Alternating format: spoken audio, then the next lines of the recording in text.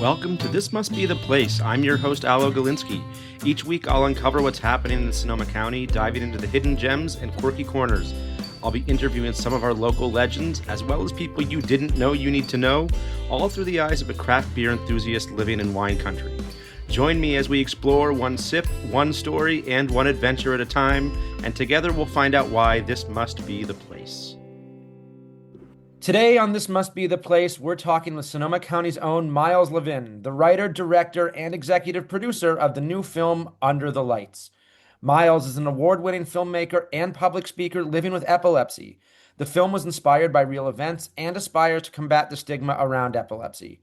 What started as a short film has grown into a movement, with Miles traveling the country to screen it and connect with the epilepsy community. And for our local listeners, you'll get a chance to see it in person.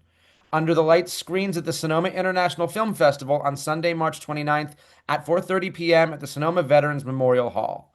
We'll ask Miles how he turned that experience into a feature film, filming right here in Sonoma County, and what it's like to tell a story that's deeply personal, powerful, and changing the conversation. Welcome to This Must Be the Place, Miles. Thanks for having me. We're really excited to talk with you today. Your short film, as I saw, was really just a great basis to hear about what's coming up in the larger film in just about a week now. And let's just get started at the very beginning. How did you first get interested in film? I got interested in film. I'd been saying for years that was in high school, but looking back, I was preferring to go to my friends' houses that had iMovie at a much younger age and making stuff with my Legos and making videos of my friends at a much younger age. So I feel like it's always been a part of me, but I only discovered that it was really my thing in my teens. What was your first experience with filmmaking? Were there shorts you made? How did you start creating your craft?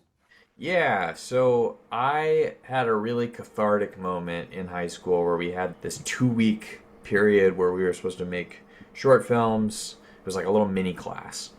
And I acted in a friend's short, and I just thought this was the coolest thing ever. And I misunderstood a teacher when they said, if you worked really hard, you probably could make a 20-minute movie. And I thought she was saying, you child, you could never be capable of more. So I spent the next 3 years making a long film, and just out of spite almost. But I was so enthralled by the idea that this is the intersection of all art forms. And if you are a curious person, it's really a black hole of learning opportunities. And I had a moment where I had an advisory period, and I went into my teacher and I said, I've been working on this forever, and I just can't bring myself to finish the final scene. And she said, you're gonna keep working on this, and honestly, it's gonna suck at periods. And you're gonna hate yourself at periods. But at the end of the day, as soon as you press the final button, you're never going to want to do anything else for the rest of your life. That's really cool. Yeah, and so that really struck me, and that's when I knew. Wise words from somebody that stuck with you and carried you through all the way to today. Now, Yeah. give our listeners a quick snapshot. What is Under the Lights about? Yeah, so Under the Lights is the story of Sam, who's a 17-year-old kid who has epilepsy, and he's so desperate to have one normal experience that he wants to go to prom knowing that the lights would make him have a seizure. And it's a story of that universal truth that everyone wants to fit in, everyone wants to feel a sense of belonging and feel understood, but at the same time, everybody has some sort of invisible struggle that they would assume that no one could possibly understand. And that's what really holds us back. It's really a powerful message, and something that is very unique to me too, because I too live with some invisible disabilities, and those are things that aren't at the surface, but people, unless they ask, they might not know. And so to hear somebody's story resonate with, I'm sure, with a lot of people come out of the woodwork since you've put this out there, and I'm sure you're going to hear a lot more once this is at the film festival. It's a powerful message and a powerful story to get across. Absolutely. It's been wild, the response. So what many people may not realize is that this was a short film before it was a feature film. And that short film screened. It was shot in 2018, which means that it was really a 2015 and 2016 effort, right? So this has been a 10-year journey. And when I set out to do this, the hope was that I could do something about epilepsy stigma. There's a highly stigmatized condition. It's incredibly common. It's the fourth most common neurological condition. But people feel that it's really rare because nobody talks about it. And when in fact, there's a kid in every classroom. And in a full theater, it's a person in every row. And I noticed that movies and television are really behind that. Movies and television are really at fault, I think, for the reason why you'll meet teenagers who have never made a friend in their entire lives. We've created the point of reference that keeps people in fear, and also created a culture where we've incentivized people not to talk about it, not to speak up. And I didn't want to make a documentary. I didn't want to make a classroom piece. I wanted to make something entertaining that would appeal to regular folks, because I felt like that was really the only way to bring people together. We have to be real at some point that these galas that, our nonprofits host and these walks to end epilepsy, they do not attract general audiences. It's never going to happen. We have to use new tools. So, in short, I made this short film and it blew up. It absolutely blew up. And to this day, 8 years later, I'm still on a plane once or twice a month going somewhere to show that short and to talk about the mission. It made me a career public speaker. I don't know another short film where that's the case, that has an 8-year life to it, and Right. I'll probably screen it forever. So the feature was the natural extension of that. And it sounds like you created something that is deeply resonant and will be. It's not something that's a flash in the pan. Epilepsy is something thousands of people live with, if not more. And so to be able to have something that resonates so deeply and so broadly is probably really powerful and has some staying power. Absolutely. There's fan art all over my wall. I have a teddy bear sitting next to me that's made after the main character in the film. I receive paintings, I receive fan mail. It's really unusual. And 65 million people throughout the world, which doesn't include caregivers, doesn't include classmates. It really affects everybody in some way. And if it doesn't affect you, it certainly appeals to these universal truths. So it's been a very wild ride and an incredibly meaningful one. And you are a Sonoma County boy. You graduated from Sonoma Academy. You studied filmmaking at the Santa Rosa Junior College. What does it mean to have this shown at the Sonoma International Film Festival, be in your home county, and a place where you set the film? It's an incredible honor, especially to be the closing night film. That's a very intentional choice by the festival and really means a lot. And it's a very cool homecoming. People will recognize Santa Rosa High School in the film, the Coddingtown Mall, Bennett Valley, all kinds of just really places we love and care about.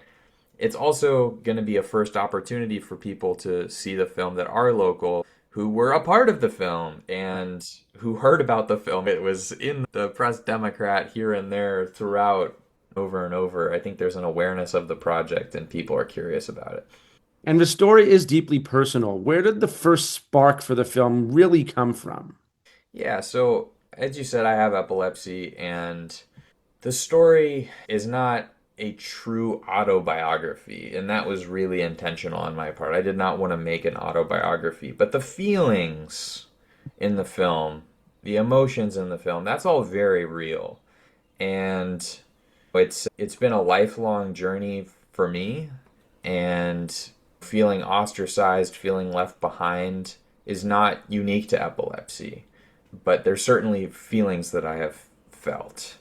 Feeling like the world appears to be moving on without you, that the grass is greener on the other side. It's both a truth and it's also an illusion in many cases. And I wanted to speak to that. And the second thing that I wanted to do, that I felt like it was a little bit of a different approach, was I didn't want to demonize the general public for what they've been taught to do, which is to act with lizard brain, to step away from things that are unknown or unfamiliar. The movie does not feature a bully, but it does address the stigma. it appeals to the idea that we all want to be good people. We all want to do the right thing. But sometimes we're just not equipped. Sometimes we just don't have the information. So we say the wrong thing. We do the wrong thing, but we mean well. Sometimes just asking the question is enough. And that's the place where we fail. And it also doesn't ever suggest that just because we have a disability that we're absolved of that either. Everybody is capable of making a mistake and of hurting somebody. I definitely did not want to tell a story where, oh, the poor kid with the disability is so faultless and we feel so sad for them. I wanted to tell a story that I feel like portrays the way things really are. Two things strike me here. One is that you've done some really intentional things here with storytelling and stigma awareness. And two is that you're trying to promote the message that everybody is complex and not one thing defines them. And that is very powerful. The idea was not to create a PSA. It's not at all. It's a movie. It's meant to be enjoyed by anybody. And sometimes I'm speaking with my advocate brain, but from a filmmaking perspective, I'm very proud of the way the film is laid out, and I think it'll be enjoyed by folks of all shapes and sizes. And we certainly did something at a scale that I think hasn't been done in Sonoma County for quite some time. Sure. And on that note, how did you balance raising awareness about epilepsy without making the film feel super preachy? As you said, this isn't a documentary. This isn't a PSA. This is entertainment and escapism in a way while being relatable. Did you find it hard to strike that balance at all? No, I don't think so. I think that it's just okay to acknowledge that I think other people are best suited to educate. And I'm best suited to... I probably wouldn't be a filmmaker if I felt like there was another way for me to use my voice, and it's just how I use my voice. I spoke from what I felt was relatable because I felt like that was the missing piece. I feel like people are doing a very good job with the education, but I also tell people, I say, there's two cures for epilepsy, and one is medical, but one is empathy. And sometimes we behave as if that's impossible and that's scary and unachievable and slow. But the fact of the matter is plenty of diverse and marginalized groups have done an extraordinary job of building understanding in their broader world by telling their authentic story and doing it well and demanding that their story be told with nuance and truth and honesty. And I'm finally standing up. I'm asking my community if we really honestly believe we have to reinvent the wheel. Why do we not just follow what others are doing? And what they're doing well is they're making films. Yeah. They're making television. They're writing books. And entertainment has been, I think, our greatest enemy, but it also is our only salvation. That's a powerful line. I'd buy that on a shirt from Miles Levin if you ever had something like that. No, that's a really fantastic line. I really like that. And for our listeners out there, maybe you can sink into that a little bit. We'd love to know what your thoughts on what Miles just said is there, because it's very true. Now, you're a Sonoma County filmmaker. How did growing up here shape your voice or your art? That's really interesting. I think that in Sonoma County, this is an arts county. Yes. This is a place where people really value the arts, and we have people of all shapes and sizes. There's a lot of respect for the passion. I think if you go to some of these filmmaking hubs, that is discredited a little bit in the name of, I feel like in other places it's undervalued, I should say. When you make a film in Sonoma County, you really can knock on someone's door and say, hey, I'm doing something that I really care about. I think is really cool. I think you should think it's cool too. And do you want to help me out? And that's a lot harder to do in many other places. But I found time and time again throughout many projects over well over a decade at this point, that people really welcome that with open arms here. People want to help. They think film is cool. It's not just a commercial endeavor. And that support was really instrumental in making the film happen. And speaking of that support, studying at Santa Rosa Junior College, what did that experience give you as a filmmaker? Are there any professors or anybody you want to give a thanks to or just talk about your time at SRJC? Yeah, sure. Brian Antonson is a really special teacher at SRJC. And if you go and you look him up, that's really obvious. Whenever he walks in a room or walks on stage to thank people for coming to an event, there's an uproar. People just have a lot of respect because he really built the filmmaking program at SRJC the way that it is today. And he was always very supportive of me. And Mike Trena, who built the Petaluma Film Alliance, runs the cinema series. Film Fest Petaluma at the end of April or early May is one of the very best film festivals I have ever been to. It's very special. And even though lines are out the door, I still think it's underrated. So you also have people who go through SRJC, they go off to film school and they say, yeah, the JC was better. And I think that says a lot about the people running that education. I didn't go to film school in the traditional way. I just went off and did my thing. But And here you are. yeah, it's definitely working out. What was it like filming in Sonoma County? Were there any must-have locations you fought to include, things that slipped through the cracks that you couldn't get the okay to film? Or talk to us about using Sonoma County as a sense of place for this film. Yeah, I got every place I hoped to get, which was pretty Hey, pretty stunning. nice. You're on a roll here. Everybody was just really nice and was happy to help out. Santa Rosa High School is about the only high school you want to make a movie. Like, it's built to be a movie set. You know what I'm saying? Like that beautiful red brick, and It's very picturesque. And say what you will about my alma mater, Annalee, and 13 Reasons Why was filmed there, but Annalee's doesn't look like it needs to be filmed. It's got a great sunset, though. I'll tell you that. There. It's got out on that courtyard. But I had to have Santa Rosa High with those big long halls with all the lockers and stuff like that, and they really welcomed us with open arms and stayed up real late with us, and They it were in in the a good trenches time. with you.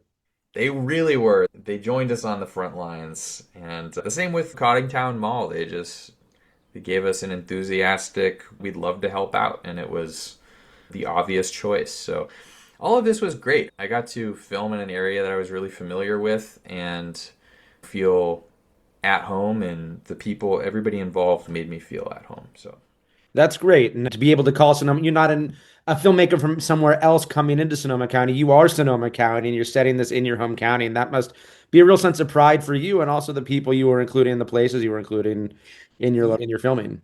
I felt a lot of local pride doing this. It's interesting. I've always thought where I live is beautiful, and we have parks and trees and good weather and stuff like that. I always recognize that, but I don't think I'd ever honestly felt what I would call like true local pride, like an excitement of telling people where I'm from.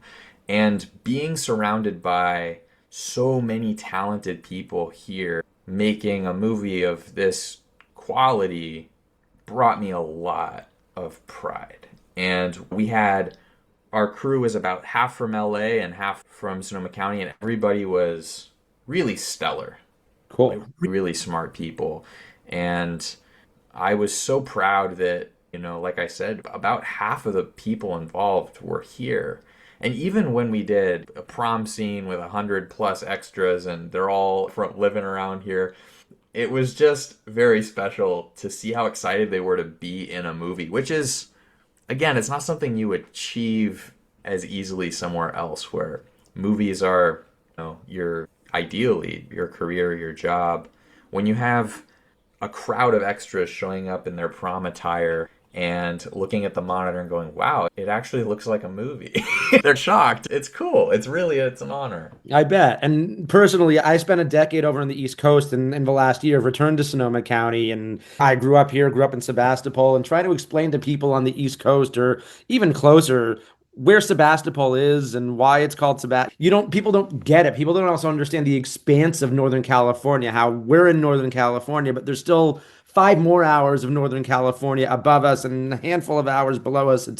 Sonoma County is just this unique setting that takes a lot of explain and to be able to show it in a film to what I'm assuming are going to be a bunch of local people, but also people traveling for this film festival is a real boon. Yeah, it's very special. And for local listeners, so you've mentioned places like Santa Rosa High, Town Mall, some of the bigger filming locations. Are there any like local things that maybe people would recognize in a flash or people, little Easter eggy things about Sonoma County they should be looking for on screen? I'm actually going to turn that around. I'm going to share something that people don't know, Okay. which is that there's actually a soundstage in Pengrove. No way. People don't know this. People think, A sleepy town of Pengrove. seriously. So it's called, I'm going to give them a little shout out. It's called Samplistic. And up in a cow pasture on top of a mountain on a thin little winding road Where else is, would it be? is a soundstage out in a meadow. And so we filmed in there. And this is another example of just Sonoma County's commitment. We had the largest 30-something foot Sonoma County city bus that we drove into this soundstage to film certain scenes.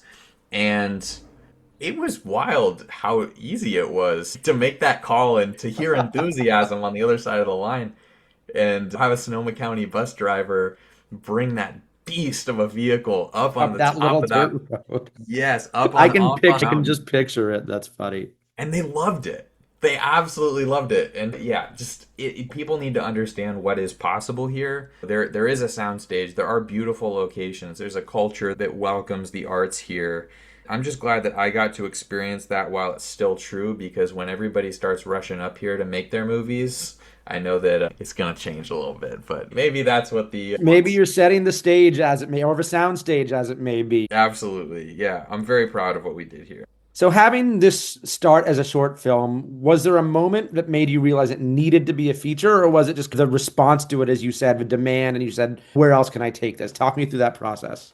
Looking back, I have found email exchanges and stuff where I expressed that I wanted to make a feature, but I don't think that I felt it was this moral imperative.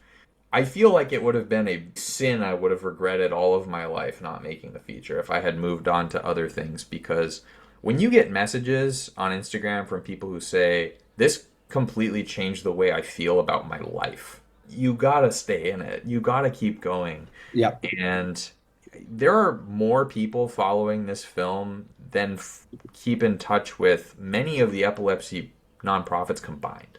Like that's wild. That shows how much commitment there is. And there was really one special moment that really touched me where it was over COVID, and this guy said, I'm going to have a Zoom call with my community, and I'd like you to come and show the short. So we showed the short over Zoom, and this man gets on camera. He says, hey, my wife is here, and she's not going to get on camera. You just watch this short film. She wants you to know that she has epilepsy, and she's not going to say anything about it. She just wants you to know that her lived experience is something like this, and that's all she needs to say. And that floored me. The power of cinema to relay the human experience is the kind of thing that we say in lectures or in the openings of books that cinephiles read and stuff like that. And it's almost this big pat on the back that artists give each other and themselves, and that the critics commit to, and things like that. Suddenly I found that to be really true. And you really can't ignore it when that doesn't just happen once, but more times than you can remember. This movie, I don't want to sugarcoat it. It was very hard to make. It was very hard to make. And I often measure that by telling people it's some 10 years something endeavor, but it was a very difficult process. Making a film tests the limits of what you're capable of mentally and physically. Something I'm proud of is that I know that because this film exists and that people know that it was successful, the next person who wants to tell a story like this is going to have an easier time. And that brings me a lot of pride. I bet. I can imagine. As I said, you're paving the way for these next filmmakers, storytellers, people who want a platform, and kind of maybe showing them the way to do it, or a way to do it. Yes, that doesn't mean they listen, but I've been trying. Fair enough. Now, what's it been like seeing the film connect with the epilepsy community in real time? You've mentioned all these DMs you've gotten and messages. What are some of the other things that strike you? People will walk up to me at festivals and screenings with tears in their eyes. They bring their kids and they'll give me gifts. It's the wildest thing. And it happens at, I would say, most of the screenings that I attend. If they know, they'll travel from several states away. And this one man in Michigan came up to me and he made me a handcrafted leather belt with my name printed on it. Wow. And I can't, the untold hours he probably spent on that. And he said, I make craft for celebrities and you mean a lot to me. And so I made this for you and I just had to guess your size. And he handed it over to me. I was floored by that. It makes you feel like Mick Jagger for a third of a second. But something that I try and remind people, there's a lot of people who get into this because they hope for that kind of reaction. They want fans or whatever. And I can't stand that because if you chase that, it's going to ruin you. But if you make something because it matters, for no other reason, you make something because it matters and because it makes you get out of bed, and not for yourself, but for someone else, you get to have these experiences where you get to interact with people that you have touched. And, you know, that the film becomes more than a film. It becomes as an experience or a movement. And that has been the pride of my life so far. And I don't honestly think that I would go back and trade my diagnosis for that, because it's made it worth it, which is a wild thing to say. And it's a luxury. It's not something that everybody gets to experience, but I have this profound experience that it matters that I'm here. And that's something I wouldn't really trade for the world. And you're carrying that forward. Ideally, yeah, I want people to hear that, and I want them to take whatever it is that they're going through and to find a way to make it matter. Because it's really easy for the woes of life to just feel like they've stolen something from you. But if you can share it, it makes a difference. What was the biggest challenge in getting this film funded and greenlit? Yeah, I think the challenge is that we no longer really live in a landscape where just because a story is unique or it's untold, that is the driving force to get a film made. We also live in a culture, and have for a long time, where people say, oh, I want to make an independent film. But deep down, they want it to be independent, but they also want the blank check from a major Hollywood power. And those things don't historically coexist super well. Sure. So what I found was I never encountered a single person who didn't say, oh, I don't think this should exist. I never once encountered that. Every single person I told the idea to, they said, this is great. I want to see this movie. But the economy in film, it doesn't really support first-time feature makers who want to make an untold story about a demographic. It hasn't proved something to the market yet. And so I could share the stats. I could say there's 65 million people worldwide, and half of them are in my DM. They're dying to see this movie, and let's get to it. And it's a risk, because you cannot point to another epilepsy movie and say, yeah, every single theater was full. 400 people came to see Under the Lights in Bay City, Michigan, which is northeastern, way out there, Michigan. 400, a literal line around the block. But still, epilepsy is this unproven thing. So instead, I just went to the community and I just said, all right, are we doing this or are we not? And we had the most successful crowdfunding campaign of all time on what's called Seed and Spark, which is a filmmaking crowdfunding platform. And we had families step up and all sorts of parties that just said, this has to happen. We had people say, if I can get one thing done in my career, I want to make sure Miles gets this done. And so it did.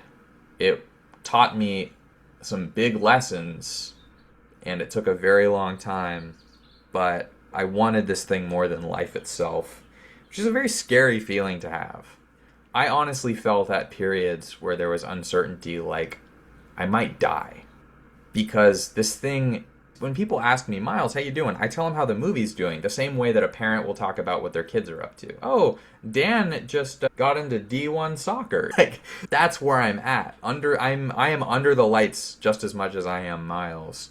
And so it's a very scary thing to love something that much, but it cannot get made unless you love it that much. If I loved it 50% less, we would not be having this conversation. Maybe even Absolutely. 10% less. Miles, tell me about some of the stars in this film. You've had some really cool and big names, Nick Offerman, Randall Park. Tell me about some of these people who have acted and you got to work alongside. It's really not lost on me that I'm the luckiest person in the entire world, but I don't attribute it all to luck. I also just began to understand that there are some really talented but also really lovely people in the world who saw this and believed in this and made me the luckiest person in the whole world. And I got to work with Golden Globe winning actors. I got to work with Mark Duplass has been my filmmaking hero as long as I've made movies. Lake Bell is really an incredible actor who got involved in this in honor of her daughter that has epilepsy, and her performance is so potent. I loved Marvelous Mrs. Maisel, and to get to have Maren Hinkle in my movie was great.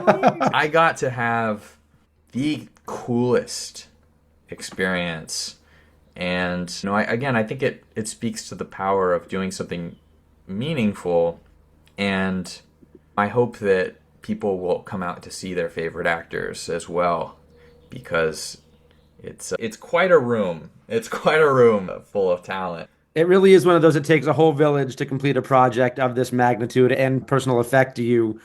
And to you, Miles, what does success look like for this film? Is it impact, awareness, audience reach, or some combination of those, or something different?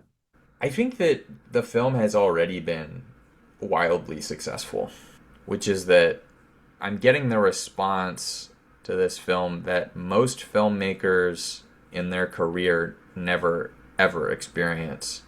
And so I have this great confidence that just like the short, this will outlive many other films. We're expressing that, we're committing to that by, after this film festival, we're going to be having our own screening tour throughout the country, put on by advocacy groups all over the country that will be open to the public. Most filmmakers can't do that, but we have so much enthusiasm behind this film that we are able to simply ask people, do you want to put on the movie? And they say, yeah, and then we go. My goal is to have a ton of screenings this year, and then ideally we'll have a theatrical run for everybody else to see it. So we have a very long-term plan to make sure that millions and millions of people see this film, and it's going to happen because You're driven to make it happen. it's what I care about the most. What else would I really do, Aloe? I haven't known you for that long, so I don't know if I can answer that. But I after make this cheese. conversation, eat Yeah. cheese. No, I make Are my you hobbies. I make You cheese. make cheese. I think I'm a cheese eater, so I think we could have another whole other podcast about Miles the cheesemaker for another time. But just as we start to wrap up here, Miles, I want to Yeah. ask you about the emotional experience of seeing this on the big screen for the first time and what that was like, and has it changed at all as you've seen it more and more with these film screenings and your fanboys, women, men, girls coming to you in real time? What has this been like for you from an emotional standpoint? Yeah, you make me sound like Elvis, which I think is a little much, but I the first time you see your feature on screen in a theater, it's terrifying. It's terrifying. Did you miss something? Was a line going to be missing? You can watch a movie 1,000 times and not notice something, went wrong. It's terrifying. And then everybody laughs, and the person right in front of you is crying, and you feel this existential relief. And then you go to a second screening. Oh man, was that a fluke? Are people going to feel that? And then it's the same, right? So I am, after a very long time, at peace. And I know that the movie is going to have this great effect on people. I am not nervous at all about this screening. I know that people will enjoy it. And I encourage people, if they're curious about all these things I shared, this fan art, if they want to stay in touch with the film in case that they're going to miss this screening, Under the Lights Film on social media. Go follow that and stay in touch. Tell me if you want to run a screening yourself. And you can sign up for updates at underthelightsfilm.com. And that's how I can hit you up when there's going to be something in your area, or if it comes back to Sonoma County, and when it's finally in theaters and available in a broader capacity.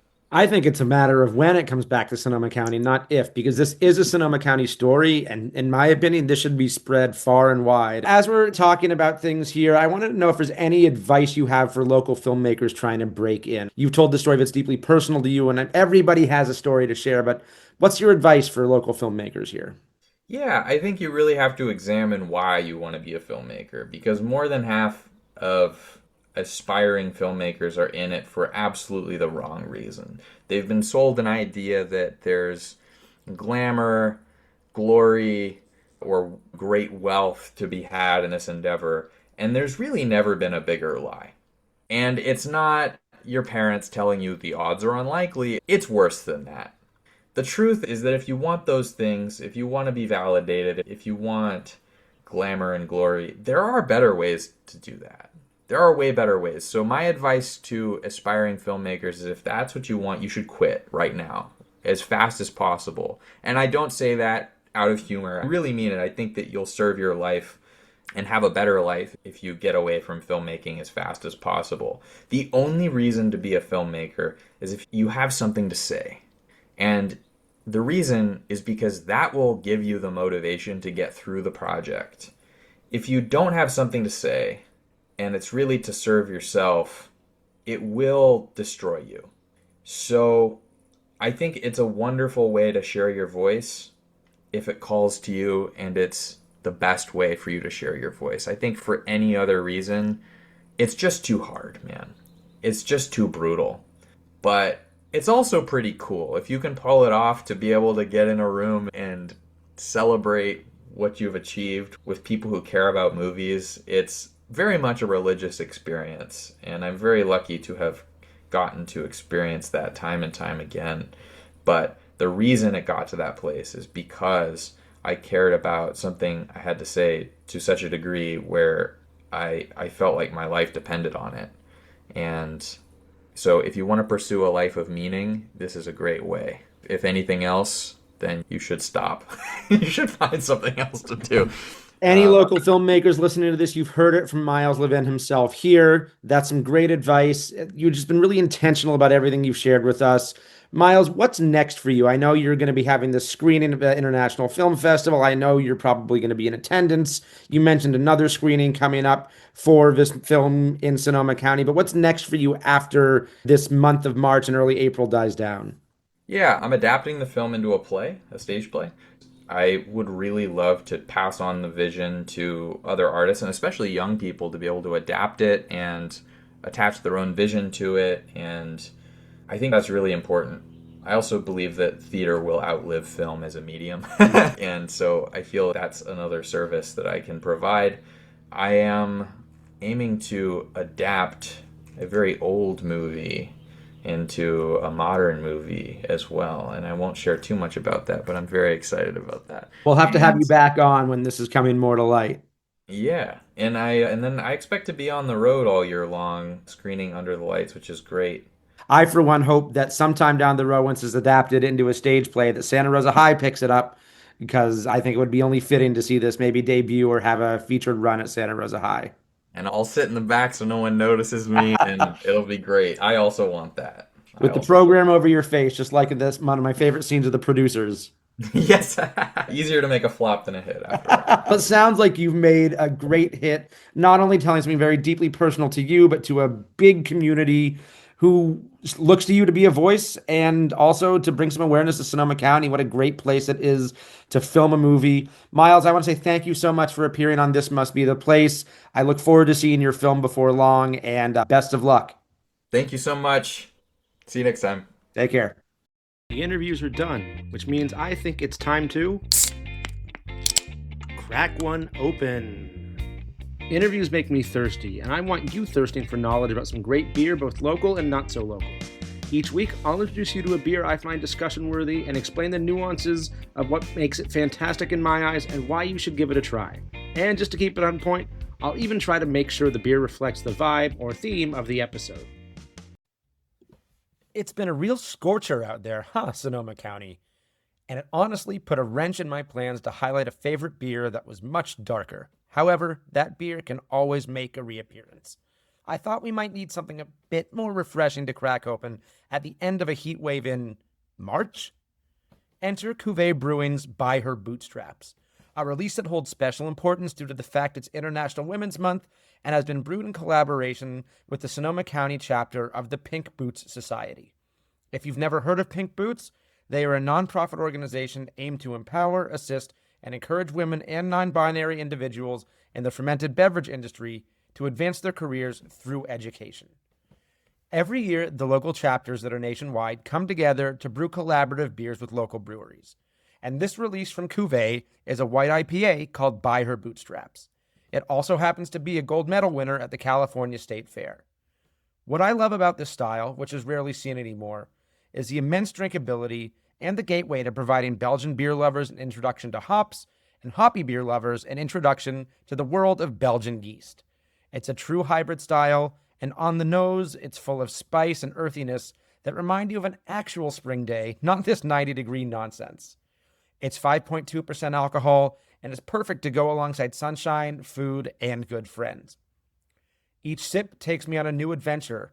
At times, I'll notice the hops, and other times I'm overwhelmed in a good way by the Belgian wit yeast, which, if you've ever had a Blue Moon or Allagash White, you'll certainly be familiar with. A beer brewed to celebrate women and this organization, you can find it on draft or to go at Cuvée Brewing in Windsor for a limited time only.